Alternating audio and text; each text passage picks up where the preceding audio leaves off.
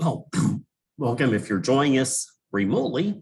And what we'll do today here in our very last class of the term is to go ahead and cover chapter 17 about some more statistical sampling topics, albeit I'm going to be cutting back on the coverage of that.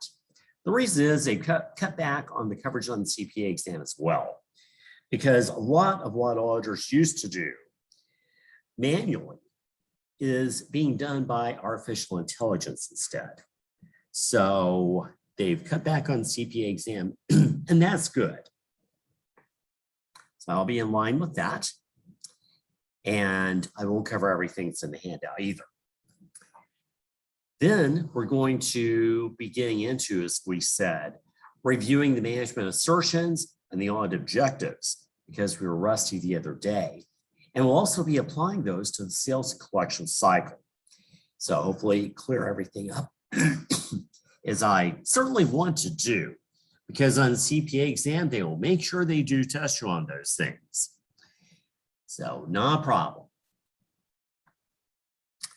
We'll make sure you get through it just fine.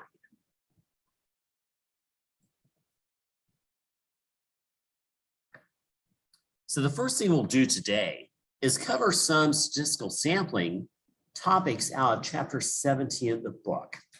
We did chapter 15 last week, or I should say 3 weeks ago before Thanksgiving.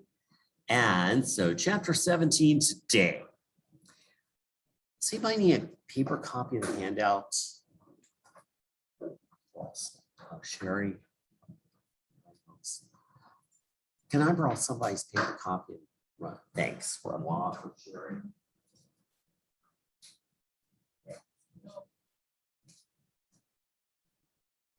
I'll be right back. Sure, nobody else needs a copy. Oh.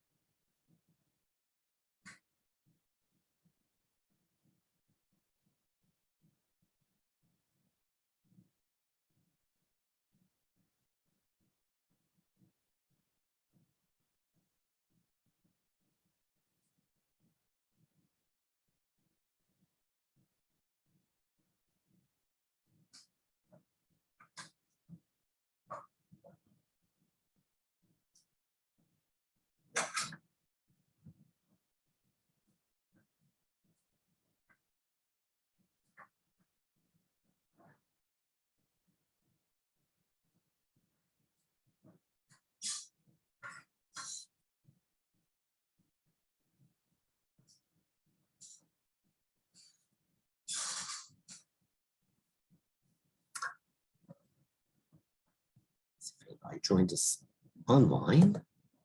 No. Well, here in chapter 17, we see statistical sampling for tests of details. 3 weeks ago, we went over sampling.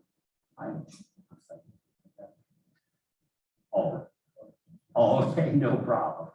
I just saw something on the corner of my eye. I've gotten good over the years to spot hand so just want to make sure. Well, 3 weeks ago in chapter 15, we studied attribute sampling. That was used for tested controls and substantive tested transactions. The reason is we had a binomial distribution. So we had 2 possible answers, either yes or no. Either yes, that control was followed, or no, it was not. Or in the case of substantive tested transactions, well, either yes, that transaction is correct monetarily, or no, it's not. So that was a binomial distribution. Today, we're going to move on to the second type of distribution that you had in your stats class if you took it. Your first was binomial. It's somewhat simpler. Second one that you had was contiguous. So a continuous distribution is going to be applicable for tests of details. Here's why. Tests of details today in this chapter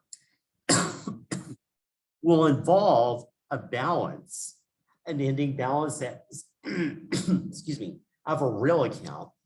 That makes me cough. The ending balance of a real account, which may range from 0 to infinity. So that's a continuous distribution. We don't have just 2 possible right answers. We have an infinite number of right answers as far as what the proper balance should be. So with a continuous distribution, we're going to adapt our sampling techniques to it. And we're going to see 2 major sampling techniques. We're going to see something called probability proportional to size sampling, and then something called difference estimation. Again, I don't cover these in as much depth as I used to because the CPA exam does not cover them in as much depth as it used to. So that's good. We can spend our time on other things, studying other things for the CPA exam. So I will cut back some material on this handout. It will not be a bad amount of material at all. And I will also not hold you responsible for the chapter 17, my accounting lab assignments. I won't because we're not going to get into that much detail. You won't have to worry about those at all. There are also no assignments for the other material that we will see today about management of surgeons and objectives. So that's good. It's probably spend some extra time studying for Selena Josie's exam, right? Okay, you get to have fun. So for those of you online, I'm going to be sharing my screen here.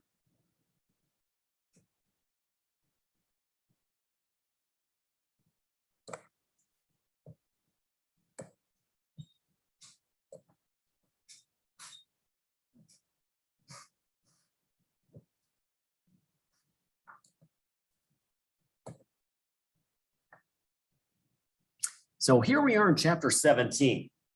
I'm first going to be covering some background material, and then I'm going to be getting into the two sampling techniques we have. Now, some of the background material is going to sound really familiar based on last week's coverage. So that's good. Review is always good, but that also means, okay, we can go through it time fast. That's the time. Again, it won't be that bad chapter. So here in the background material, well, we'll be studying statistical sampling for tests of details we know here in this chapter.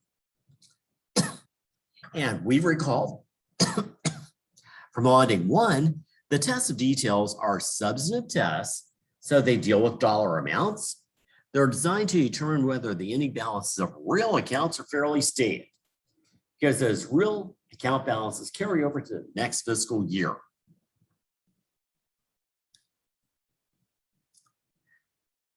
So thus, we will be dealing with continuous distribution because the ending balance of a real account could range from 0 technically to infinity. And test of details will allow the auditor to assess plan detection risk. So the risk that the audit fails to detect material error when it's out there. Obviously, the greater the extent of test details we do, the lower plan detection risk will be. We do more work, we always lower plan detection risk. There's an inverse relationship because the more work we do, the less likely something is to slip past us in the audit. Then, as we know in B in chapter 17, we studied attribute sampling, which dealt with binomial distributions. In other words, in which there are only 2 possible responses, either yes or no. An attribute sampling is appropriate, as we know, for test controls to determine whether or not a control is followed, and for substantive tests of transactions to determine whether or not the dollar amount of an individual transaction is appropriate. And note these tests give the auditor information to assess control risk and plan detection risk, respectively.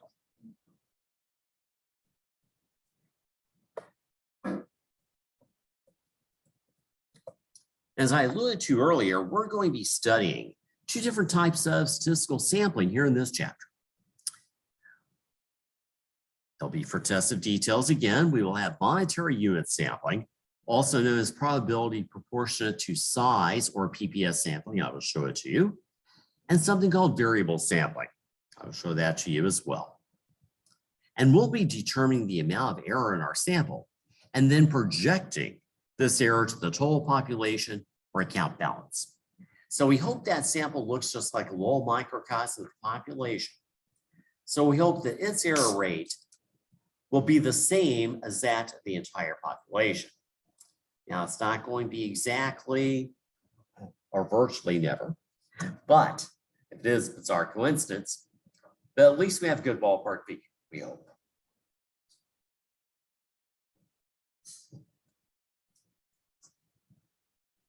The only way that we would know the true error rate in the entire population is if we sample the entire population. You got it.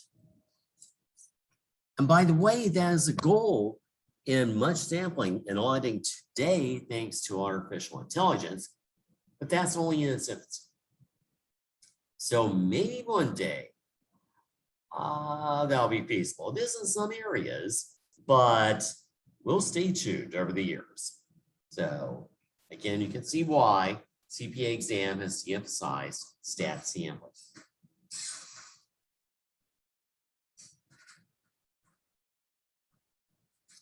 Then D, error is defined as book value. That means the client's unaudited value, what the client asserts is correct, less audited value, what the auditor determines to be correct. Note that an error can either be an overstatement or an understatement, which would be a negative amount is computed here. By the way, in the way of terminology, error equals misstatement equals exception equals deviation equals occurrence. All the same thing, but I want to bring up those terms to you. Because if I use one in class and they use another on CPA exam, you'll think right away that you don't know what they're talking about.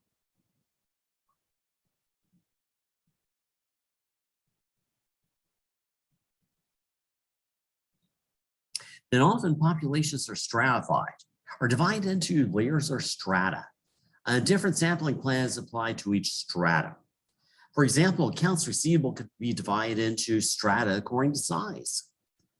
Thus, the auditor want to confirm with outside customers, of course, most, if not all, very large accounts receivable, and do those positive confirmations because they're worth it, basically. Then he or she would want to confirm a much smaller percentage of small accounts receivable by using negative confirmations. That's all they're worth. Now, auditor probably would not even bother confirming accounts receivable with extremely small or zero balances because the client's motivation is to oversee receivables, not understate them. So if the client says this customer owes us only a few bucks or no bucks at all, that's probably right. Unless it be an honest error. Well, the auditor may also pull out related party accounts receivable as a separate stratum based on characteristics versus dollar size and confirm most or all of them positively. And we'll see that much size-based stratification can be eliminated with PPS sampling because it involves sampling individual dollars and account balances. So I'll show you how that does the trick very neatly, because the larger, let's say, an individual account receivable balance is, the more dollars are in it. And in PPS sampling, we will match random numbers up to those cumulative dollars in the account balance. So the more dollars are in it, the more potential random numbers match up to that individual customer's account, the more likely it is to be confirmed. So the larger it is, the more likely it is to be confirmed. And in most cases, that's exactly what the auditor wants. It's a neat trick again.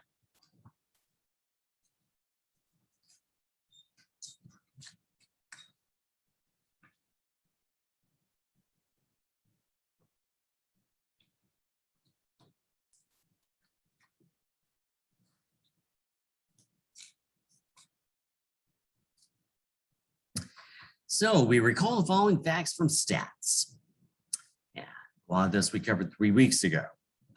Well, repeated samples will give you different sample means. So different sample mean rates of error in this case.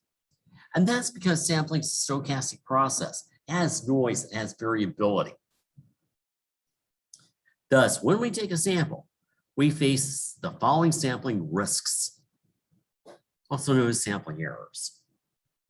Because if our sample is done properly, but we don't reach the proper conclusion because of sampling error, we'll see how we will not be responsible for that as an auditor.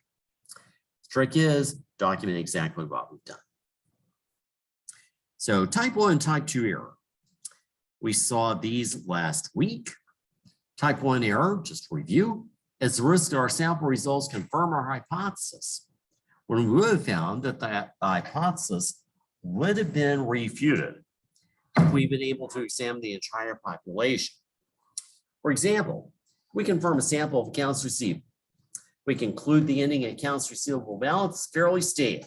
So we get a good draw of the cards in our sample.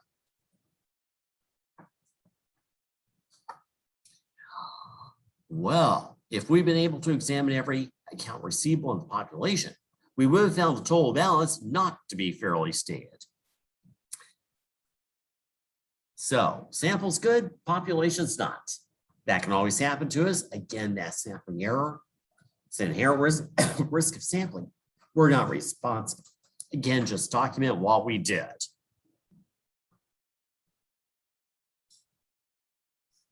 Well, type 1 error thus increased the auditor's business risk. It's not a good thing from a business standpoint to say things were okay when they really aren't. Type 1 error is also called the acceptable risk of over-reliance, especially when pertaining to internal control, or the acceptable risk of incorrect acceptance, especially when pertaining to tested details. And the auditing standards often refer to the risk of type 1 error by the confusing acronym ARACR. Acceptable risk of assessing control risk too low. Left off the TL, but oh well. So, more than one name for this, but it's all the same concept.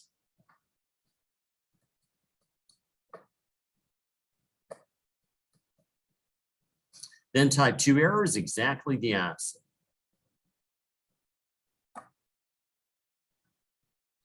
So that's the risk that our sample results refute our hypothesis, when we would have found that the hypothesis would have been confirmed if we'd been able to examine the entire population. So in our sample, it looks like things are bad. In the entire population, though, things are okay. So for example, we confirm a sample of accounts receivable. We conclude the ending total accounts receivable balance is not fairly stated. So our sample looks bad. Bad draw of the cards. However, if we'd been able to examine every account receivable in the population, we would have found the total balance to be fairly stated. So population's good. Type 2 error thus has potential of reducing audit efficiency because we'll do more work than we really needed to because our sample said things were bad.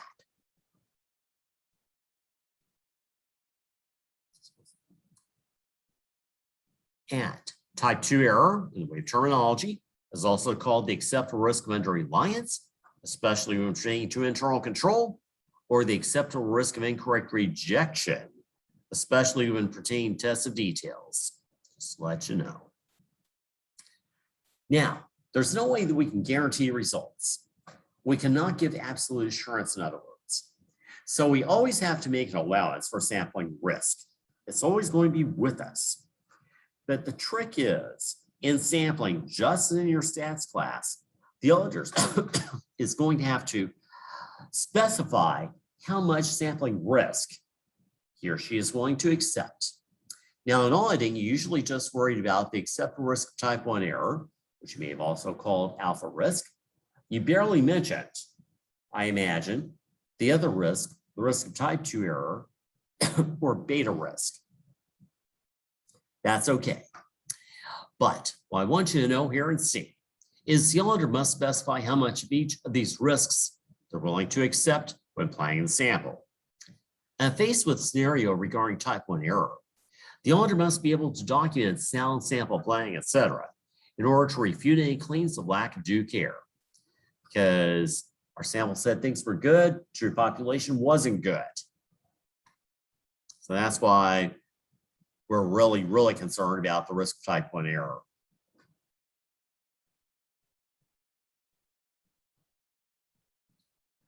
Well, after all, neither type of sampling error reflects negligence on the part of the auditor. just inherent risk of sampling. And the sampling risks, again, are simply an inherent part of any type of sampling. And both types of sampling risk can be reduced by taking a larger sample. We'll see that in sampling tables. In fact, the only way to reduce both risks to zero, theoretically, is to sample every eye in the population. But usually that's not practical. Maybe one. Any questions so far?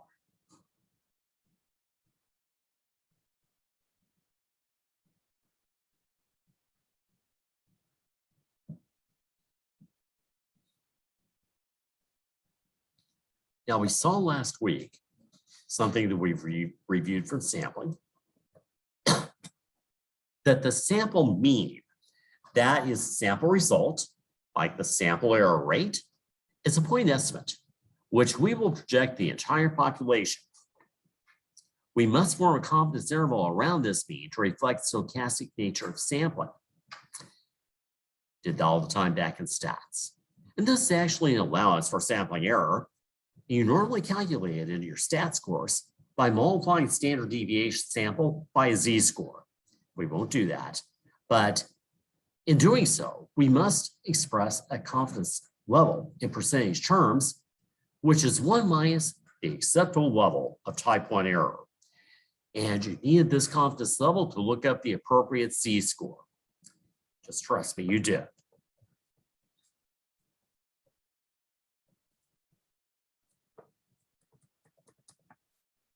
So here's a brief example.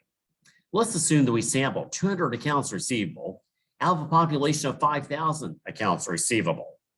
Of course, the individual balances of those individual customers' accounts receivable could vary a lot.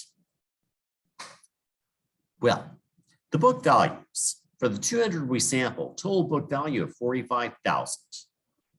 For the 5,000 total population, a total book value of 1.5 million respectively. Well, we confirmed the sample of accounts receivable. We concluded that their appropriate audited value was $42,000. So, thus, the amount of error in our sample is 3,000. The book value is overstated. That's the usual thing with accounts receivable, because if clients make errors, they usually do so in their favor. They would rather have a higher amount of accounts receivable showing on the balance sheet than a lower amount. So maybe they didn't write off some uncollectible accounts receivable, something like that. It's common.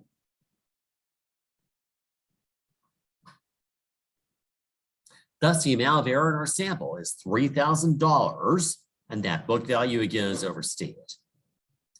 And we can project this error to the population as follows. If we took that $3,000 of the statement and divided by the total book value of accounts receivable of 45,000, that means, on average, the ending balance of accounts receivable is overstated by 1/15.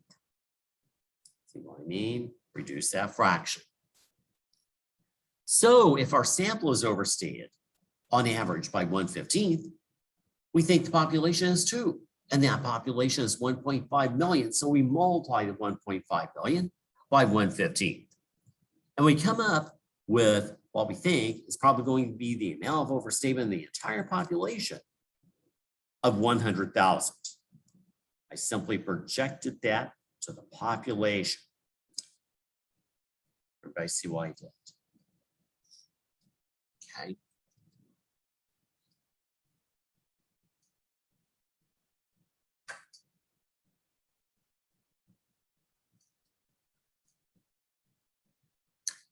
So thus, based on our sample,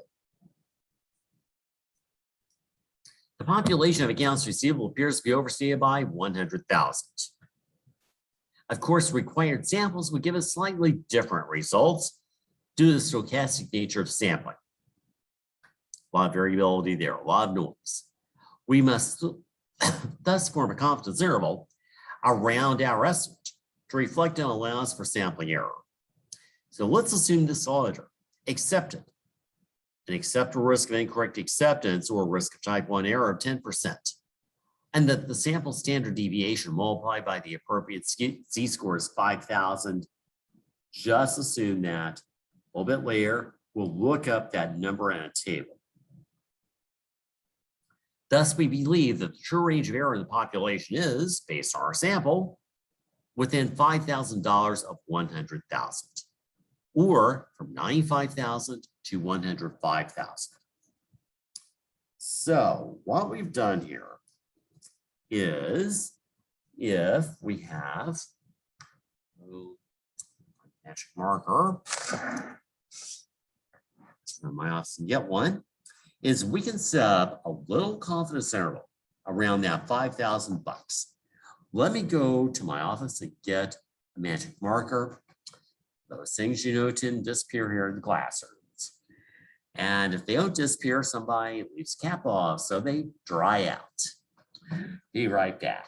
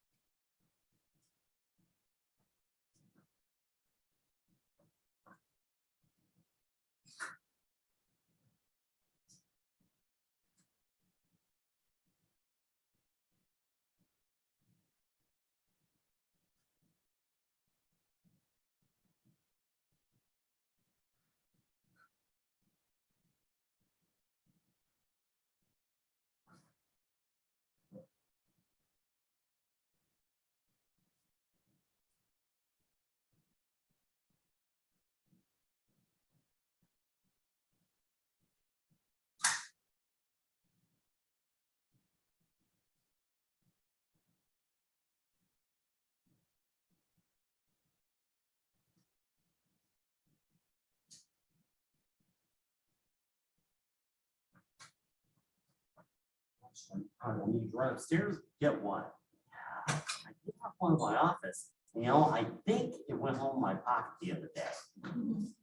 Oh my gosh, I'm an embezzler. Well, embezzler is usually money, but oh my gosh, I'm stealing stuff from work. I am so worried about myself. Are you all worried about me too? Okay. And a lot of you have me in the fraud course, no less. Oh, one example. So, well, if it makes you feel any better, I'll make sure I find that and return it. I think I know just where it's lying. Be right back. Yeah, because sure enough, if I leave a magic marker in one of these rooms, something always happens to it.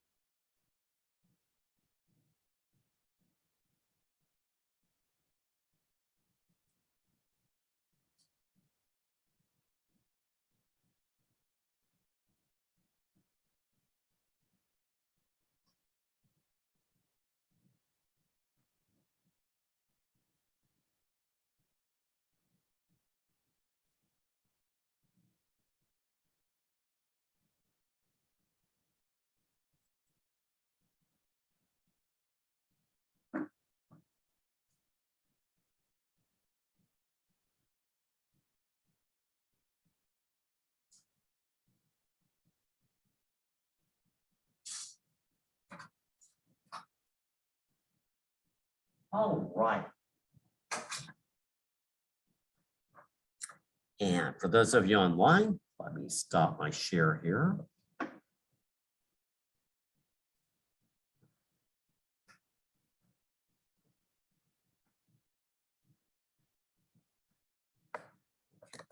It's a good place to stop it. Just want to make sure.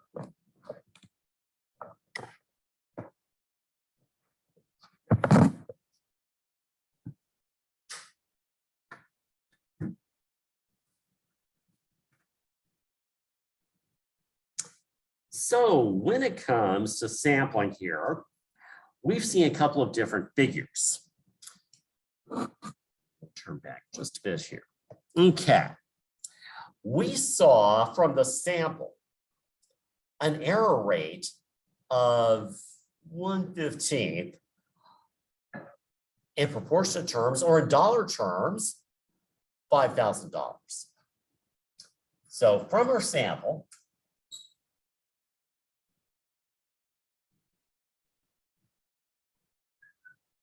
we have the sample error rate, which you usually refer to as X bar statistics, and that is 5,000.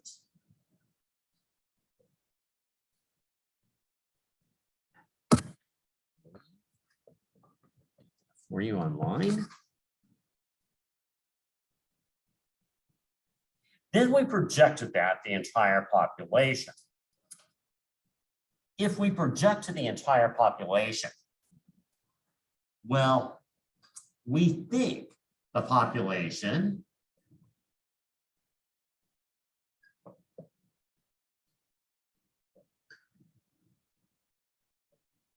is overstated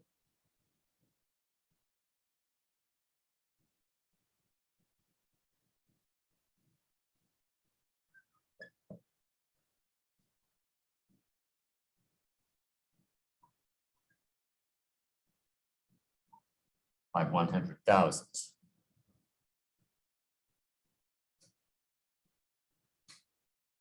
Just look at something.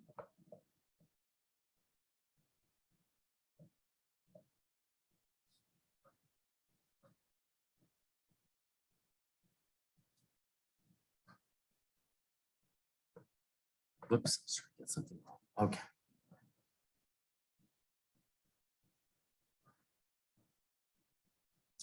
I should put here, pardon me. I pulled the wrong number. 115.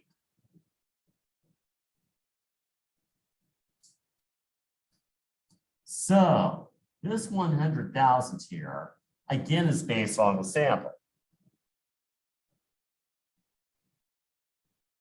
The true amount of error in the population could be a little bit more or could be a little bit less. So how much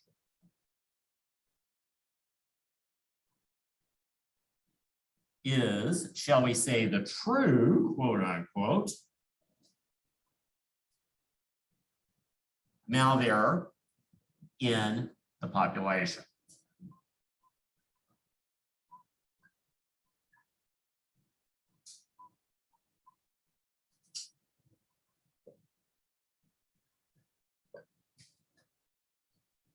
And we usually refer to this by the Greek letter mu, which you saw in your basic stats class.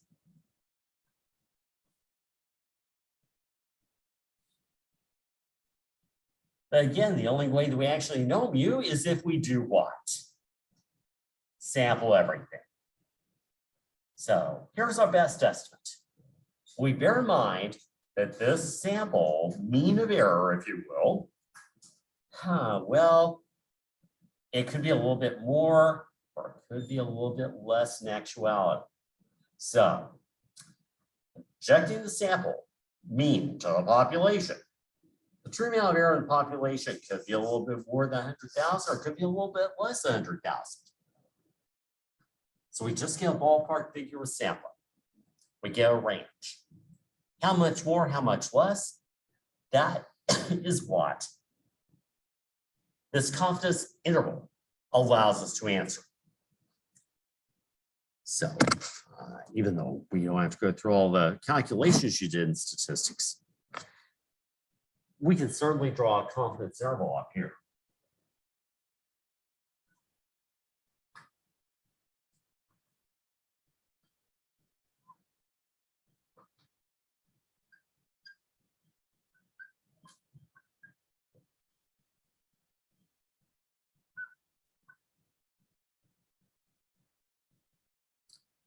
So in the confidence interval, we take that sample results. Okay, in this case, our sample result indicates that we have a misstatement of 100,000 in the population. Again, based on our sample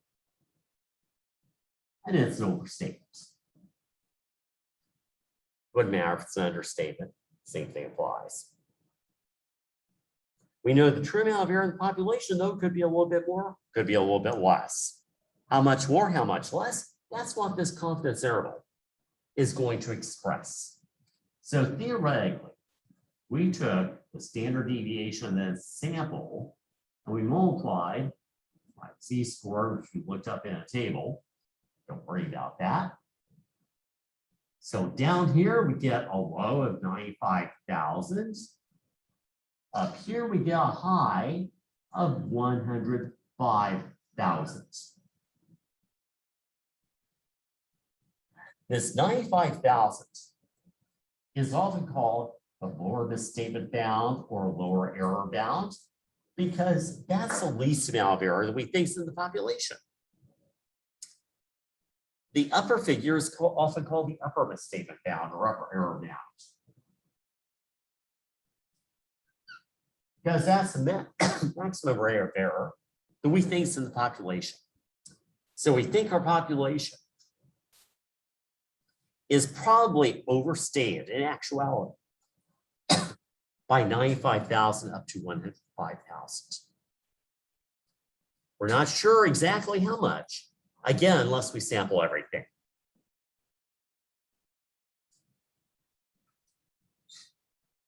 Now we'll see this in the notes in just a bit. The really important part will be to compare these misstatement bounds to how much error we're willing to tolerate as an auditor. How much is material? Well, up here for accounts receivable, we can say the accounts receivable is fairly stated as long as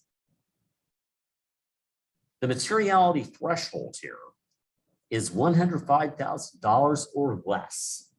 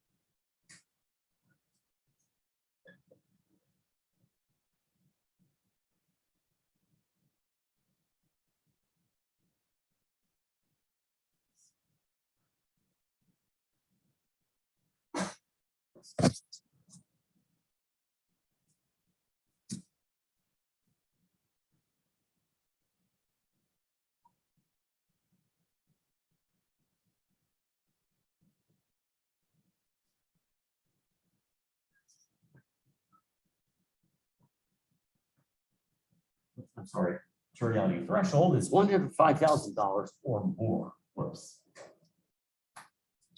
Get things flipped around sometimes with this stuff.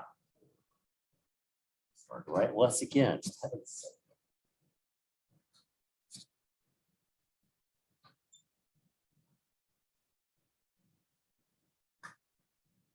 The reason is, if we're willing to tolerate at least $105,000 in error, great. $105,000 or more in error, we're willing to tolerate. The account is potentially overstated by 105,000. So as long as we're willing to tolerate $105,000 or more misstatement, that's great. We say the account is fairly stated. Willing to tolerate less than under 5,000? That's bad. We say the account is not fairly stated. Does that make sense? We'll deal with that again in just a bit.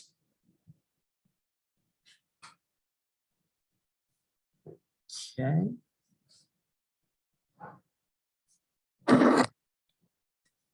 Come back. Share my screen.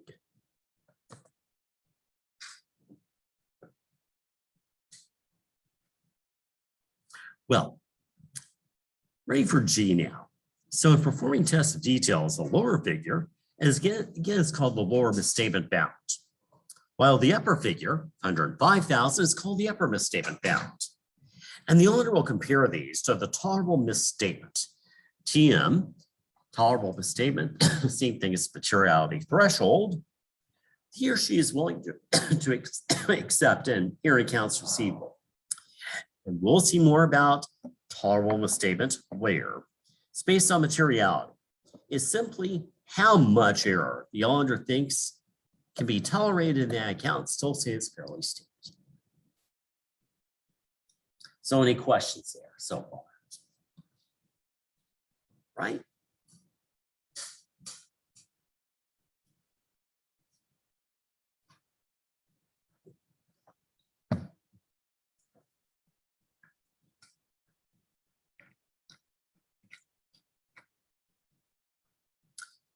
So let's get into the first sampling technique. Second one will not take us long at all to cover. This one won't take us very long either. A monetary unit or a probability proportional to size sampling procedures. So I'm going to run through an example here. It's not bad. So what do we do? Well, here in italics, I have each step that we will do along the way. And the first step is to decide upon the objectives of the sample of the audit test. So let's assume that is to determine whether the ending accounts receivable balance is fairly stated. Perfect use for accounts receivable confirmations.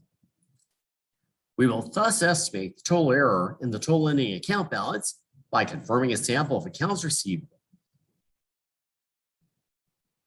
We'll decide if audit sampling applies, and well, as we know, PPS sampling is appropriate to estimate the ending balances of real accounts as part of tests of details. The reason is those real account balances are continuous. They range from 0 possibly to infinite.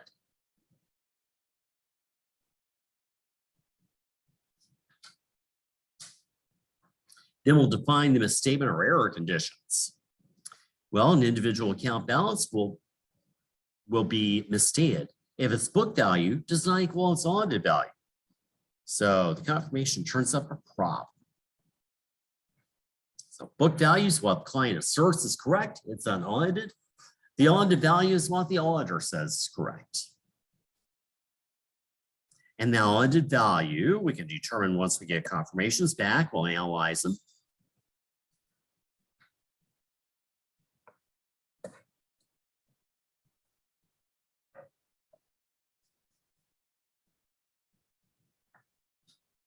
Then D, we'll define the population. Well, the population would be recorded accounts receivable. And we cannot sample unrecorded accounts receivable as we draw the sample from the client's books. So if they left one off, the books are incomplete, therefore, it's always a problem. Nothing sampled.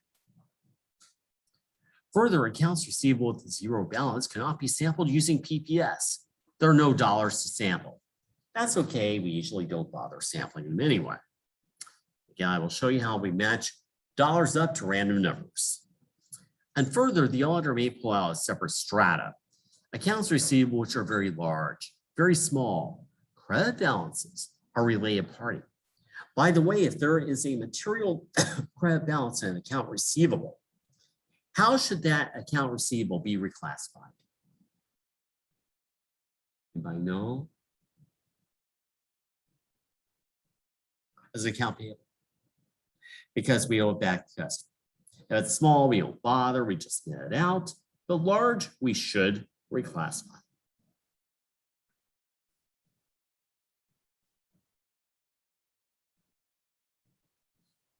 So those would not be considered to be a part of the population. Well, let's assume the book value of the population is $1 million.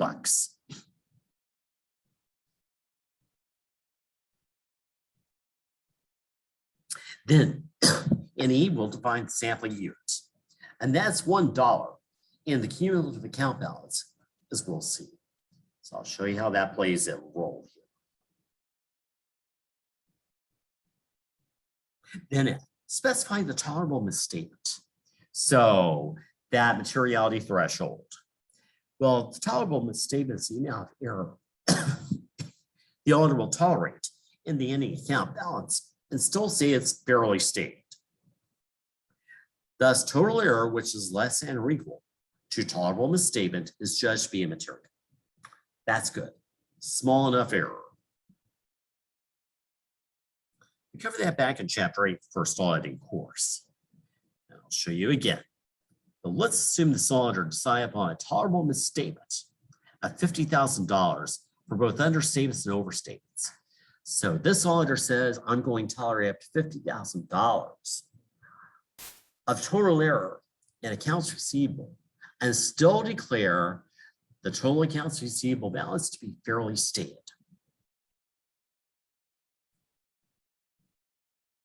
So thus sampling could determine that the appropriate ending balance for the ending balance of accounts receivable is, if we add and subtract, between $950,000 and $1,050,000 respectively. The auditor would still conclude then the accounts receivable fairly stated without further adjustment. So we can give a clean opinion, accounts receivable don't need to be adjusted or changed in dollar amount. And in some cases, the auditor may decide upon different tolerable misstatements for understatements and overstatements. It can happen. For example, less tolerable misstatement for overstatements in accounts receivable than for understatements. The reason is client's motivation is to overstate accounts receivable. We may not want to allow much overstatement. The client's motivation, though, when it comes to understatements, accounts receivable, is just not there. If the understatement is probably innocent. So we may accept more tolerable misstatements for understatements. Sometimes.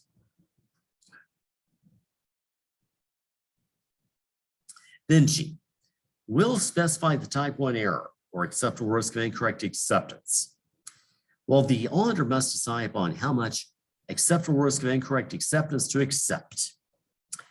And it's going to be lower for high risk accounts like SEC clients because we don't want to accept much of a chance we're wrong there. Let's assume the auditor decide upon acceptable risk of incorrect acceptance of 5%.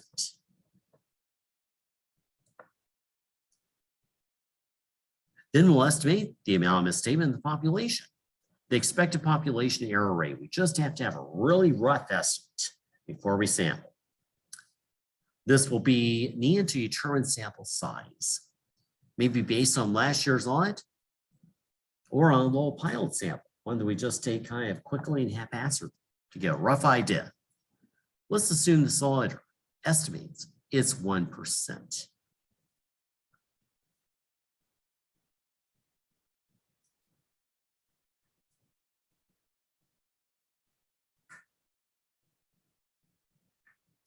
Then I will determine the initial sample size.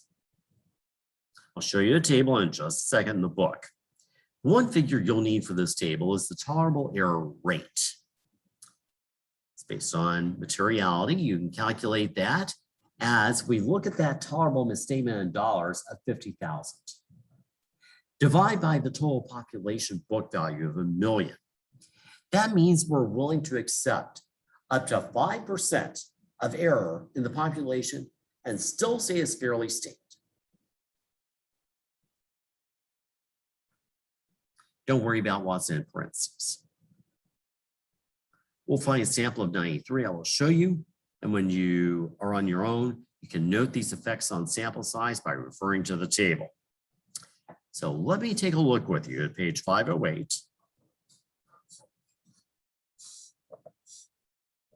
Here in the book.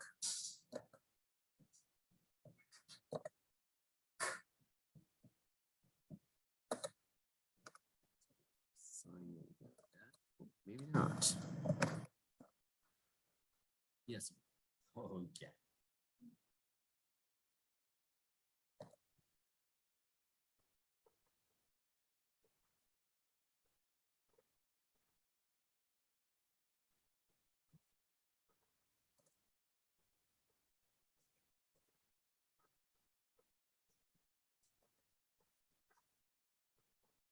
Yes.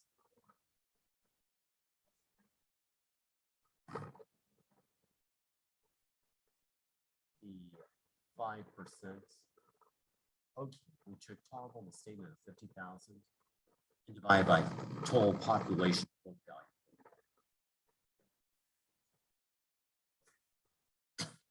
Anything else so far?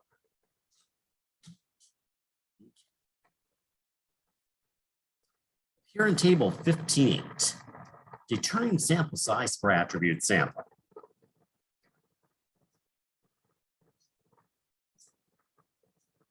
So if we look at this table, we've got 2 panels to it.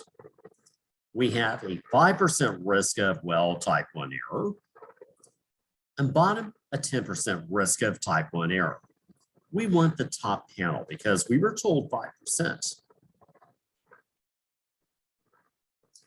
Down the left-hand side, the rows correspond to the estimated population error rate in percentage terms. We decide here.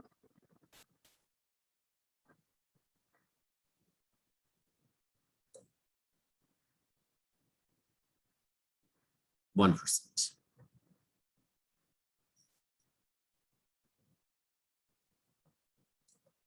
So we want the row corresponding to 1%. Across the top, the tolerable exception rate, we calculated it as 5%. So go over to the 5% column here. We get a sample size of 93. Everybody see that?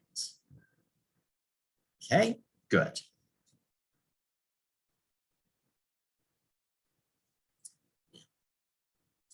Let me hand out.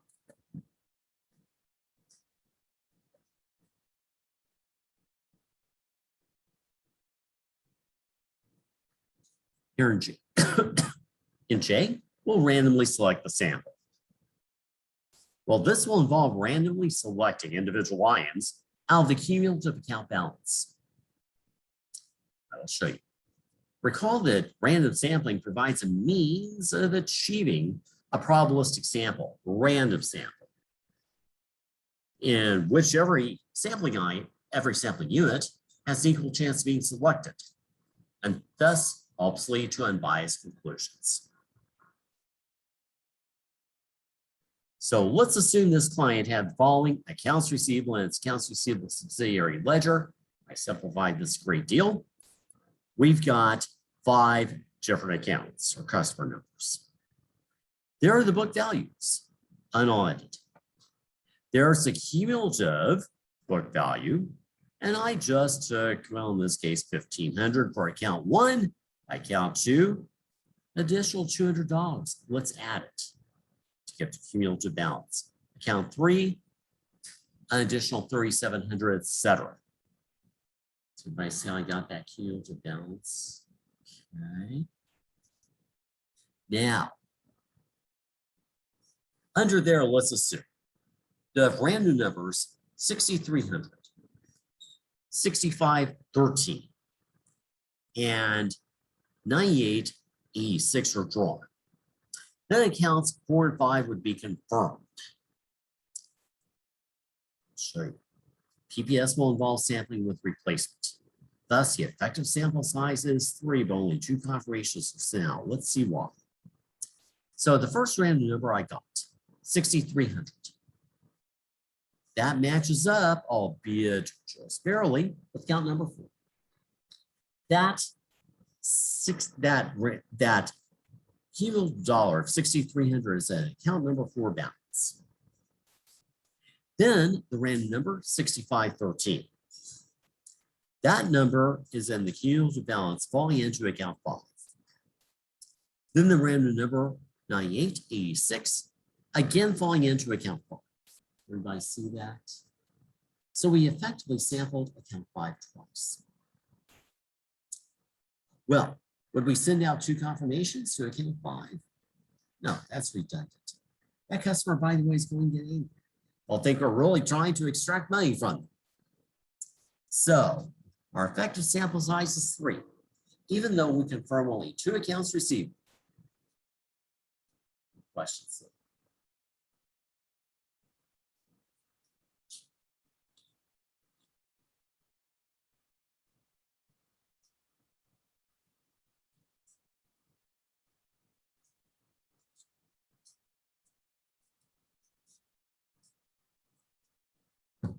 Well, picking up where we left off. Also note how larger accounts are automatically more likely to be selected for confirmation using PPS, which is just what the auditor normally wants. And traditional sampling techniques would have sampled the account or customer numbers, which do not take size into consideration. Thus, size-based stratification is more likely to be necessary if PPS is not used.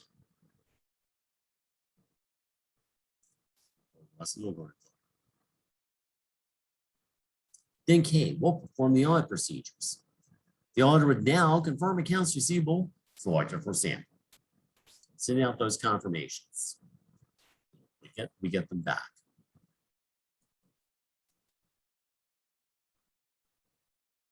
Then we'll analyze the statements to determine their clauses. We'll also pass this information along to the client as good business practice. And with that, a notch from your in the textbook. Then, generalize when sample the population.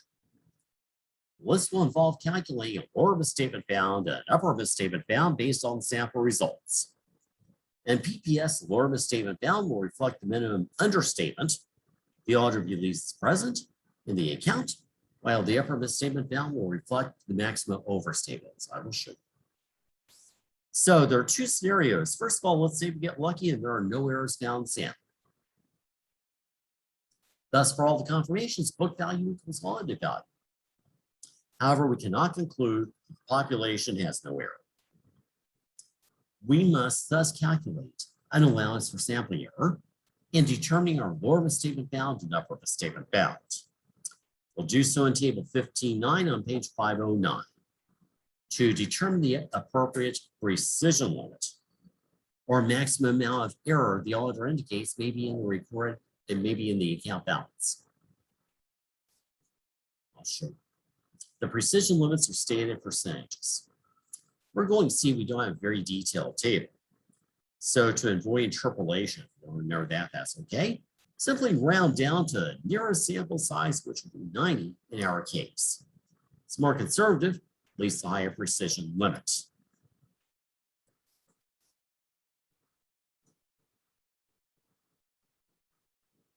So I'll show you in a second how the precision limit that we will have is 3.3%. Well, it's right there. We come back to the book.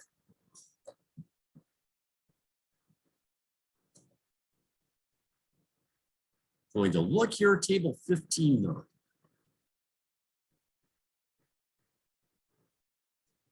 Evaluating sample results using attribute sampling. So again, 2 panels here. 5% accept the risk of type 1 error, and 10% accept the risk of type 1 error. We want the top panel because we have 5%.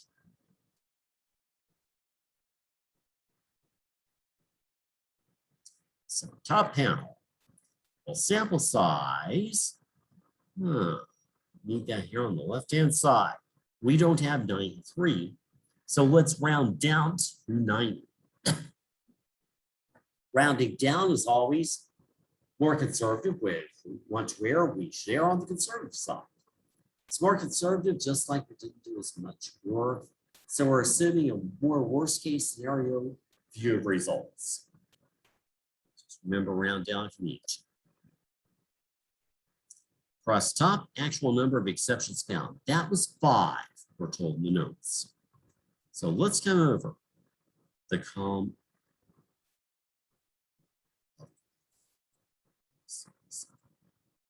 Oh, I'm sorry, I thought I had myself. Okay, pardon me.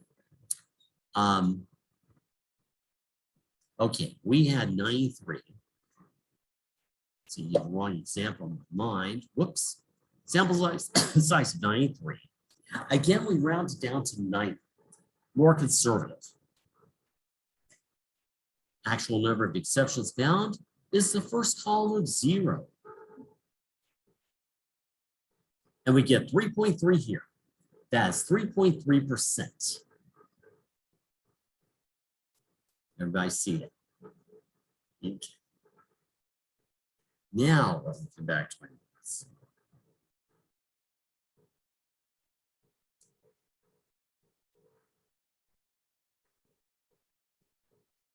So the maximum amount of error the sample indicates is, well, the book value of 1 million, 3.3%. Or in decimal form, 0.033. A equals 33,000. Thus, both the lower and upper misstatement bounds are 33,000. Sample thus indicates the appropriate account balance is between 967,000 and 1,033,000.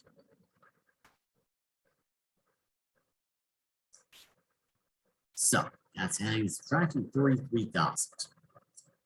Let me show you that here.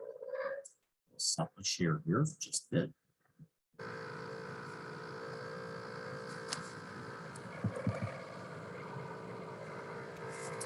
Come back and draw a new confidence interval.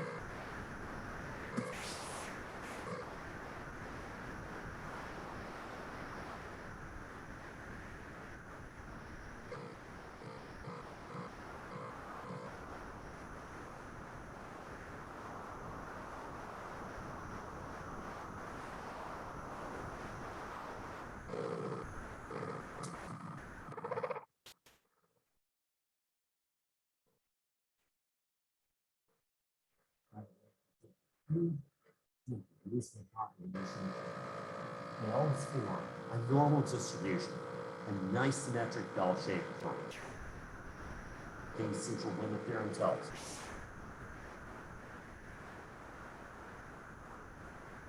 So in our case, our x bar or sample mean is 0. We had no errors in our sample. But does that mean there are no errors in the population? No, it could still be there. We just did not happen to sample. So we sought to have a range for sampling error.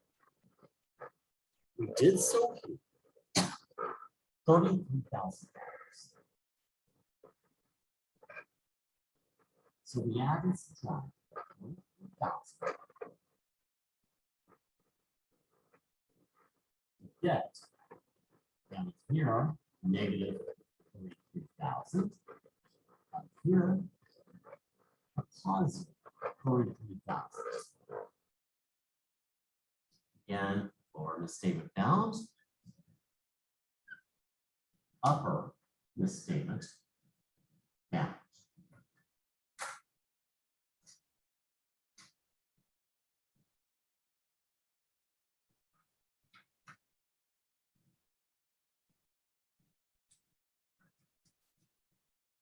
So we think there could still be some error in the population. The population could be understated by as much as 33,000 or overstated by as much as 33,000. The really important thing, though, is compare that to tolerable mistakes. That was 50,000. So we're willing to accept understatements up to 50.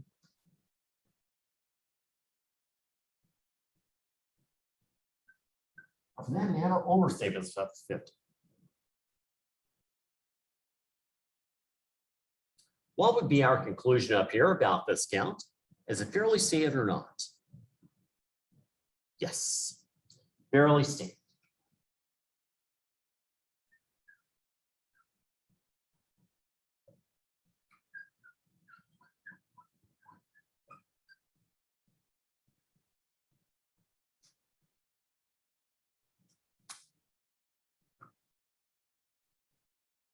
The reason is both the upper and lower misstatement bounds are well within the bounds of tolerable misstatement.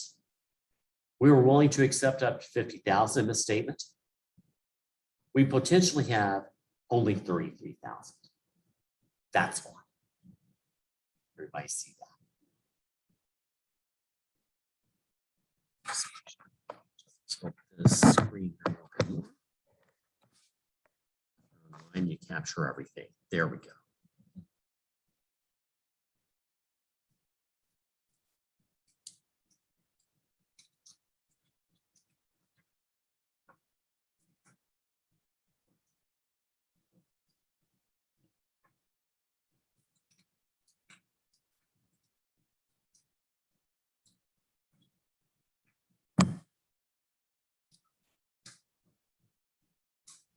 Questions so far?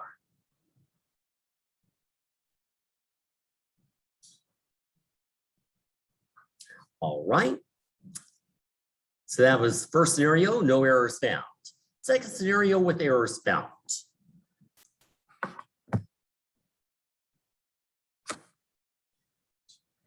With errors found, I can sum this up pretty easily. If we find errors, those will push out the lower and upper misstatement bounds. They'll just get bigger.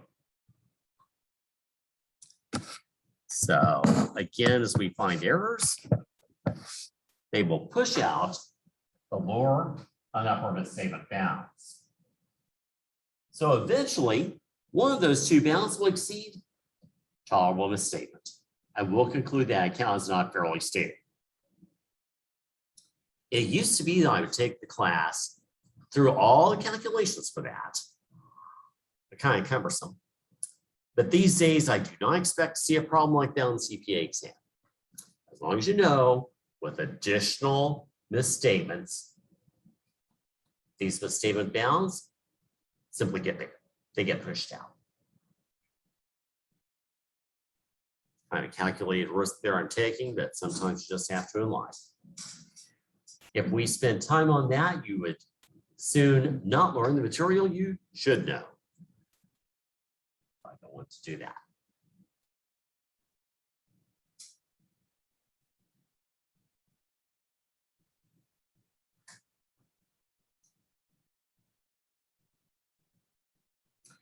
Now, what do we do if we find the population is not fairly stated? Let me skip ahead to that. I'm going to share my screen again for those of you online.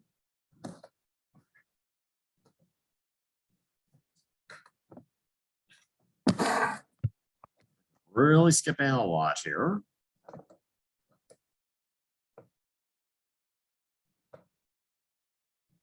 It's here in N. Decide upon the acceptability of population. Well, if both the upper misstatement bound and lower misstatement bound are less than or equal to tolerable misstatement, that's what happened in our case. It's a good thing. The auditor concludes the ending account balance the population is fairly stated. No audit adjustments need to be made before a clean opinion is given. Again, that's good. On the other hand, if either the upper misstatement bound or lower misstatement bound exceeds tolerable misstatement, that's bad. Then the auditor must take action.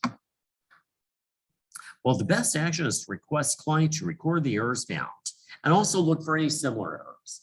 So they correct that account balance and get it fairly stated. Now, number two, this was not as good, but it's sometimes mentioned. If specific errors cannot be corrected, the account balance may need to be adjusted, in other words, changed, in order to bring the error still contains under tolerable misstatement. So in our case, let's say we found that potentially the account is overstated by 51,000. That just barely goes over our tolerable misstatement of 50,000. So in that case, it's potentially overstated by $1,000 too much. We say to the client, this isn't so good, but as long as you'll reduce that book value by at least $1,000, for balance sheet purposes, we'll say it's fairly stated and give you a clean pass this year. Get a clean opinion. But next year, we're going to be pickier. Should really follow it up with that.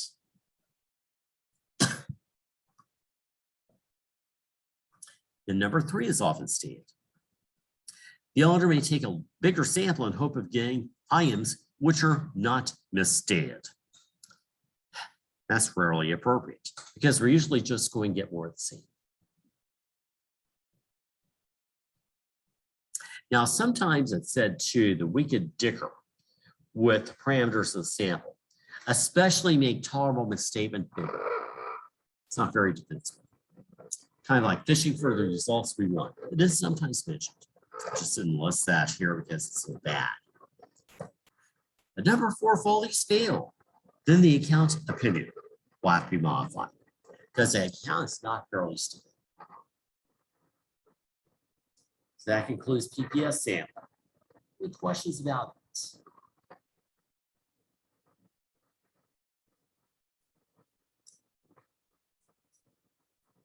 Now, there is another sampling technique, which is an older sampling technique.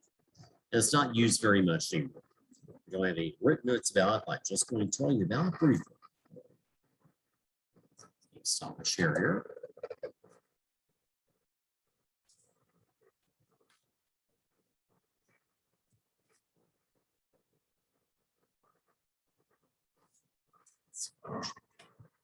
Here.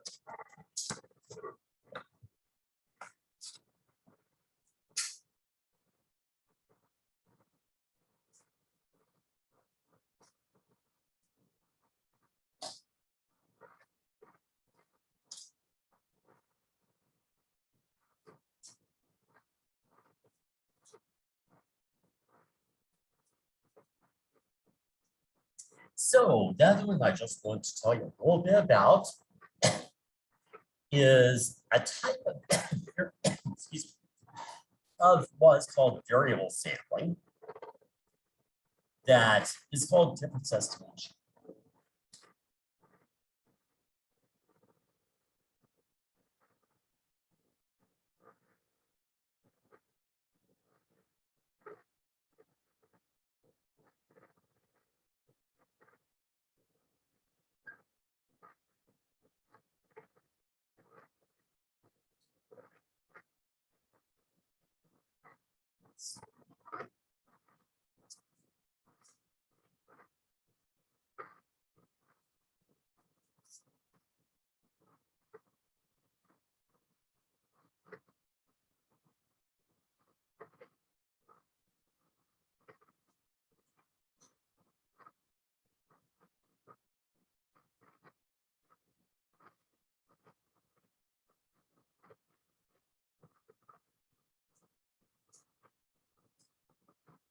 There are a number of different variable sampling techniques, but the one used in auditing is called difference estimation.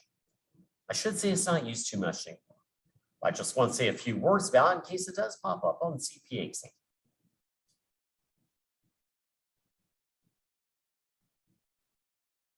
It's older, it's been around for a while, not as sophisticated as PPS.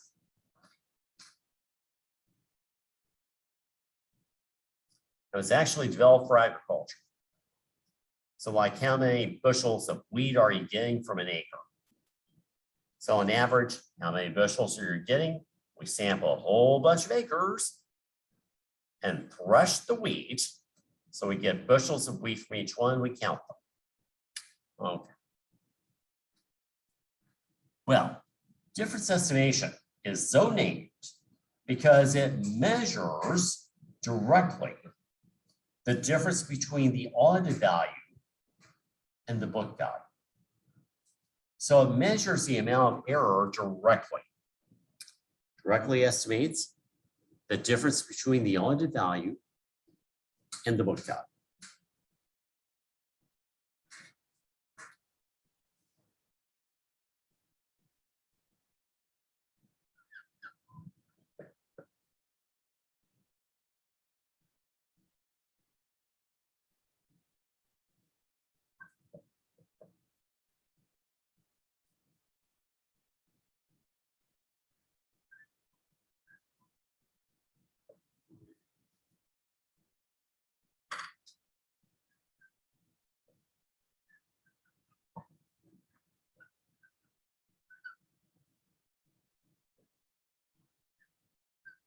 or against the state.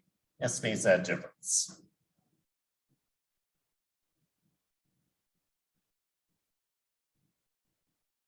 It will sample, in the auditor's case, individual account numbers or customer numbers.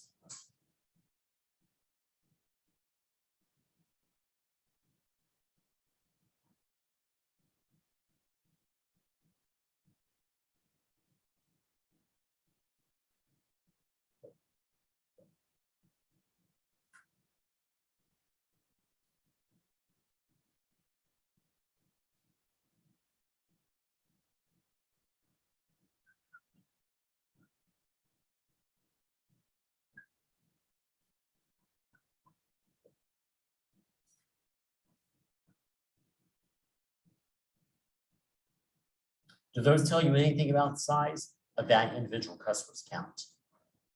No.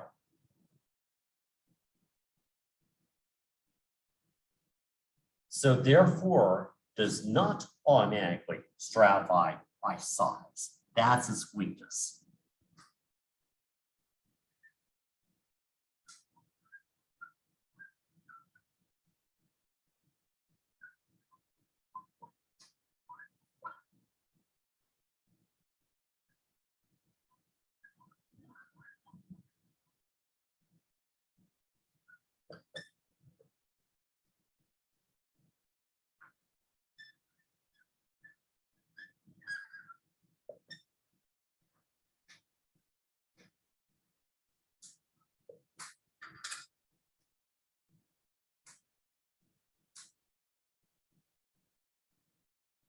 So therefore, we have to do size-based stratification manually. Whereas PPS is really neat. It does that for us.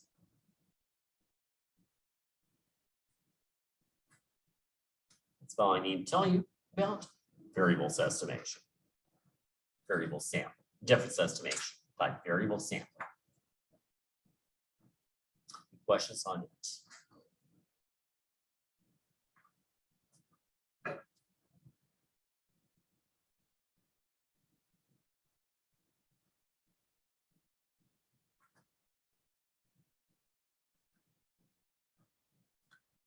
Righty.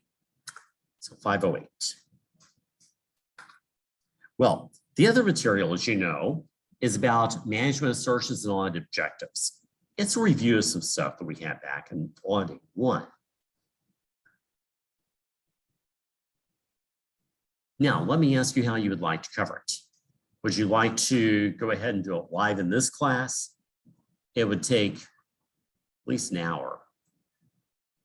Or would you rather I did that in a video for you, since it is review? Oh, wow, you all sound really unanimous in that decision. Okay. Yeah, after your previous class, I could sense today that you were all kind of wiped out. All right. Plus, a lot of people are joining us by video. So I will go ahead and do that by video for you. It won't be bad for you. That's just something we have to run back through together. I really want to make sure that we do it. Not if I'm going to test you on it, but because it will appear on the CPA exam. So again, with that exam, it'll open up later on tonight. And originally said by class time, but none of you would have done it anyway. So it'll be available tonight. Let me know if you have any questions on that. And any other questions you can think of? Yes, please.